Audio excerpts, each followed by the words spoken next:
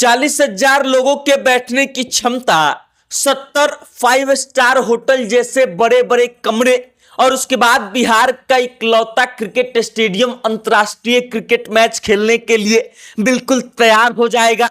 वैसा तैयार होगा कि इंडियन टीम के बड़े बड़े खिलाड़ियों को छोड़ दीजिए, विदेशों के भी बड़े बड़े खिलाड़ी आएंगे, बड़े बड़े देशों की टीमें आएंगी और बिहार के पटना में आकर के क्रिकेट मैच खेलेंगी।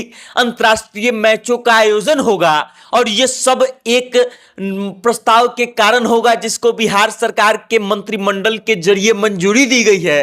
और अब पटना का इकलौता क्रिकेट स्टेडियम जो है मैनुल हक स्टेडियम, उसका रिनोवेशन होगा और उसको एकदम नए तरीके से बनाया जाएगा। बनाया बिल्कुल ऐसे जाएगा कि बिहार की जितनी भी स्टेडियम्स है वो सब फीकी पड़ जाएंगी और बनाया ऐसे जाएगा कि बिहार में अंतर्राष्ट्रीय क्रिकेट मैचों का आयोजन होने लगेगा। बिहार में बड़ी बड़ी क्रिकेट टीमें जो है आएंगी, खेलेंगी। अब तक हमने देखा है कि बिहार में सिर्फ घरेलू मैच हुआ करते थे और वो भी बहुत अच्छे से नहीं हो पाता था क्योंकि मैनुल हक स्टेडियम जो था उसकी स्थिति इतनी खराब थी कि उसमें कोई भी खिलाड़ी खेलने जाना नहीं चाहता था। और अब जो है मैनुल हक स्टेडियम को बनाने का कॉन्ट्रैक्ट बीसीसीआई को दे दिया गया है। बिहार सरकार के मंत्रिमंडल के जरिए बीसीसीआई को मंजूरी दे दी गई है और मंजूरी दे दी गई है कि अब मैनुल हक स्टेडियम को रिनोवेट किया जाएगा और रिनोवेशन के जरिए जो है मैनुल हक स्टेडियम को बिल्कुल एकदम नया बना दिया जाएगा और बहुत सारे बदलाव किए जाएंगे। क्या क्या होगा उसकी जानकारी हम आपको बाद में देंगे, लेकिन सबसे पहले आप मैनुल हक स्टेडियम जो था क्रिकेट स्टेडियम उसका इतिहास जान लीजिए। बीसीसीआई ने डोमेस्टिक क्रिकेट खेलने की इजाजत जो है मैनुल हक स्टेडियम को दिया था और 2018 में बीसीए मतलब बिहार क्रिकेट एकेडमी जो है उसको स्टेडियम सौंप दिया गया था बीसीसीआई के द्वारा।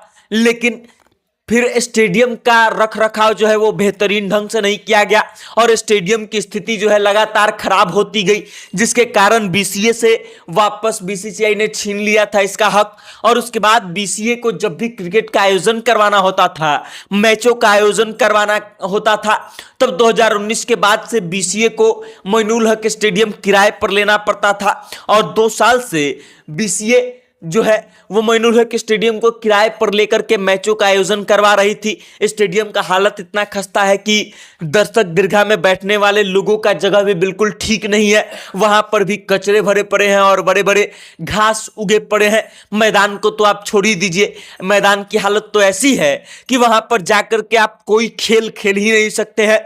और वैसे स्टेडियम का अब जीर्णोद्धार होगा और जीर्णोद्धार करके उस स्टेडियम का निर्माण कराया जाएगा और निर्माण इतना भव्य होगा कि अब वहां पर अंतर्राष्ट्रीय मैचों का आयोजन होगा और दूर दूर से लोग उस मैच का लुत्फ लेने आएंगे। दूर दूर से दूसरे देशों के खिलाड़ी जो हैं उस स्टेडियम में खेलने आएंगे। अब क्या क्या फैसिलिटीज दी जाएंगी ये समझ लीजिए। मॉडर्न स्पोर्ट्स हब बनाया जाएगा स्टेडियम के आसपास। उसके अलावा 50,000 दर्शकों के बैठने की व्यवस्था की जाएगी, कैंटीन की व्यवस्था की जाएगी और कैंटीन के साथ ही 5 स्टार होटल जैसे एकदम सुविधाओं से लैस 70 से ज्यादा कमरे बनाए जाएंगे, जिसमें जब अंतर्राष्ट्रीय मैचों का आयोजन होगा तो विदेशी खिलाड़ी आकर के ठहरेंगे, उसमें रहेंगे और उसके बाद खेलेंगे। उसके बाद कई और चीजें हैं जो बनाया जाएगा, dressing room, physio room, massage room इत्यादि तमाम चीजें बनाई जाएंगी। मनोरंजन और रिफ्रेशमेंट के लिए अलग अलग जगह बनाए जाएंगे। इंडोर क्रिकेट प्रैक्टिस एरिना बनाया जाएगा। दिन और रात में आउटडोर प्रैक्टिस की सुविधा रहेगी और उसके बाद ड्रेनेज सिस्टम, पानी स्टोरेज करने का सिस्टम, इन तमाम सुविधाओं से लैस कर दिया जाएगा पटना के इकलौते क्रिकेट स्टेडियम को। और उसके बाद जल्दी ही अब उम्मीद है कि अंतर्राष्ट्रीय मैचों का आयोजन भी होने लगेगा। अब बीसीसीआई जो है इसको बनाने में जो खर्च करेगी उसका मुनाफा कमाएगी। 60 सालों तक बीसीसीआई जो है इसका पूरा पैसा लेगी। जितना भी मैच का आयोजन होगा, जितनी भी कमाई होगी वो सारा बीसीसीआई का होगा।